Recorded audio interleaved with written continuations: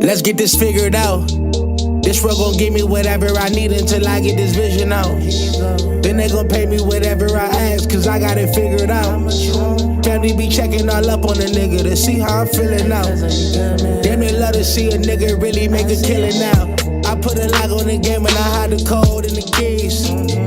I am not playing no games, I really play this shit for keeps. That shit for me.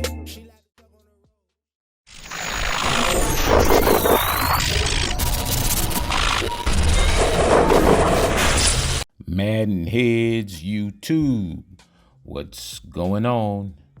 It is your boy, Coach DC, coming back at you today with another video. And today, fellas, we're going to talk about attacking outside of the numbers. Last one was inside the numbers, so we're going to go into a little bit of that. And you know, as the zones are coming back, the one thing you have to realize is your recognition of, you know, where the shell is, meaning, you know, whether it's cover 3 shell, whether it's cover 2 shell, whether it's cover 4 shell. And so by shell meaning is just your boundary guys, your 2 outside corners, maybe one of your safeties, maybe, you know, it's a custom shell. A lot of guys build it where they drop the middle safety back deep. So if guys are playing zone, generally there's gonna be a shell somewhere, and your job is to learn how to exploit it. And so trying to attack outside of the numbers is a little bit tricky, because on this year's game, yeah, the zones, the cover 3 zones do play a little better if you don't take a route that carries. And what I mean by carries is you have to have a route that's either going to either occupy the safeties or the boundary corners, or, you know, you have to be able to create leverage against man-to-man and understand how to beat it. And so, you know, if a lot of this stuff comes through motion, I use a lot of motion. I'm going to motion to the left or to the right, see if they're in man or zone. So when you're attacking outside of the numbers, as you see right here with this slot curl, you see how that outside route runs the corner. The inside route is the streak, which is going to carry like a part of that cover 3 shell. Even if they're matching, it's going to either carry the deep safety or in a cover 3 or the outside corner. And what you want to do is you just want to be able to kind of read where that shell is and create it by either streaking that outside guy and running a corner route underneath it, or, you know, running your corner route and being able to run like something, you know, short to the flats. Again, the timing that the routes arrive is super duper important. You gotta understand that. You gotta be able to clear these edges or clear the boundary guys on the outside by streaking that outside guy, or bringing another guy at least close enough, depending upon like the hash that you're on. So if you see like right here, he's in a cover 3, but because he had the corner in a press position, that corner actually got distracted by the Ferks, that little drag route that was coming through.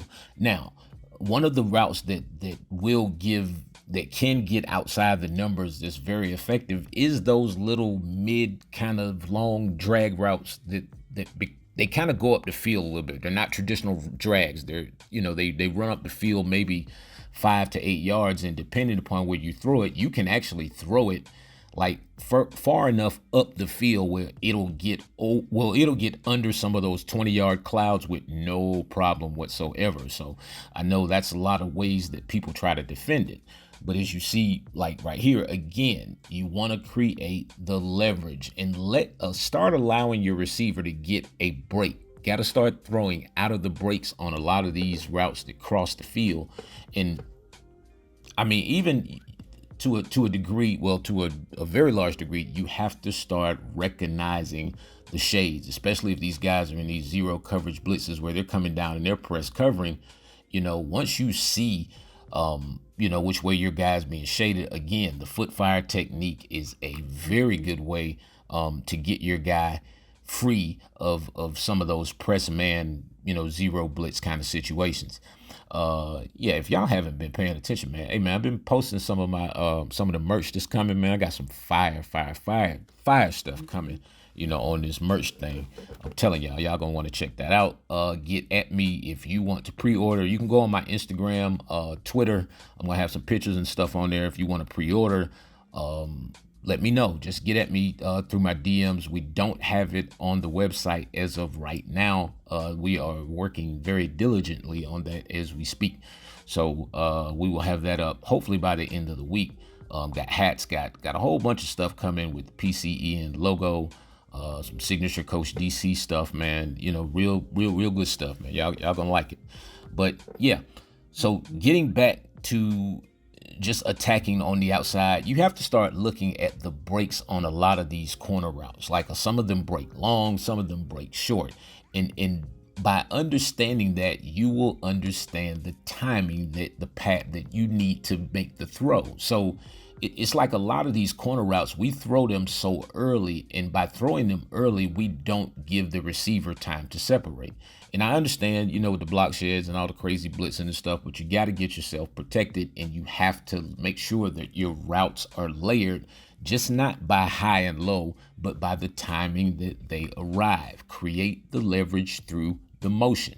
Right here, you see that square guy carrying that cover 3 corner all the way down the field, allowing the corner route to break free, nice, clear at 18 to 20 yards, easy catch. Well, not easy. Nothing's easy in Madden, but getting your feet down and just laying the groundwork to a really steady kind of style of offense. Again, motioning is the key. Out of some of these sets, you can motion and get that fade route to the other side. I'm telling you, that fade route is crazy effective against a lot of these cover 3s if you streak the inside guy. Because if you streak the inside guy on that side, again, he's going to carry that boundary corner. He's going to carry him out, and it's just going to be a ton of space in between, if that underneath guy, even if there is one, to that fade. Like if I was throwing it over there, number 3 over there on the, let me go back, over here on the right side over here, that fade route right there. All right, but as you see, when you see the type of corner route that you're running, allow the receiver to make a break. A lot of these, the receivers, if they're good receivers and their route running is good, they're going to kind of feel the situation and see where the corner's playing them. They're going to either break it short or they're going to drift a little bit. Like I said, the better receivers will kind of, square it off a little bit and give you a better leverage inside of the throwing window, as you're trying to make that throw underneath. So in a lot of cases, these wheel routes, and the way that you construct them. So you see right there, a lot of confusion, especially with these man-to-man blitzes. Look at this. That's a wheel from the tight end. Look at when it breaks. He breaks open. The guy who's covering him, who is actually my best corner, is just too much traffic to sift through in order to stay with a lot of these routes. So yeah, man, let's just stay consistent with this thing, man. Keep grinding away at it. Maybe a patch will come, maybe not. Anyway, it's your boy Coach DC.